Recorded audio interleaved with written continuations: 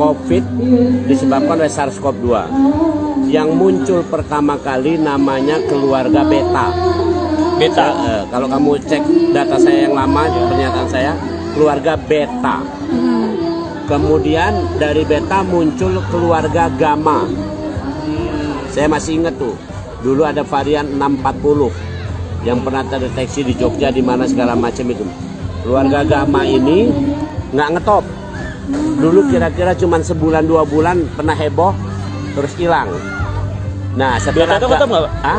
Beta lumayan juga kali ya. Beta dari awal, dari yang muncul pertama kali yang disebut sebagai penyebab COVID itu yang keluarga beta itu. Keluarga beta. Beta corona sebenarnya lengkapnya namanya. Nah, kemudian muncul gamma, sebentar hilang. Bahkan gamma nggak tercatat menimbulkan gelombang COVID. Gamma nggak menimbulkan gelombang COVID. Nah, kemudian muncul alpha. Kalau kamu pernah dengar, Afrika Selatan, Brazil, varian Inggris itu alpha. Nah, varian alpha muncul. Nah, kemudian tak berapa lama muncul yang lebih serem lagi, India, Delta. Nah, itu. Jadi udah 4 varian nih, 4 keluarga. Urutannya beta, gamma, alpha, delta.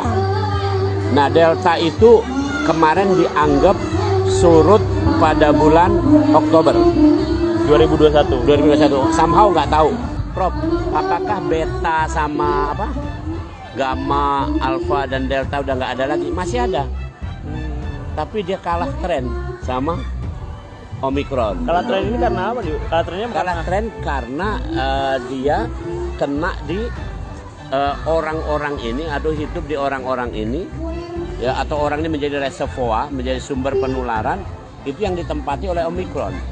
Dalam kaidah infeksi ada namanya infeksi sekunder. Infeksi sekunder itu mesti 2 hal yang berbeda. Jadi kalau Omicron udah masuk, maka yang sejenis dengan dia, yang beta, gamma, alpha, delta, nggak akan masuk. Jangan lupa subscribe, share, komen, dan like ya.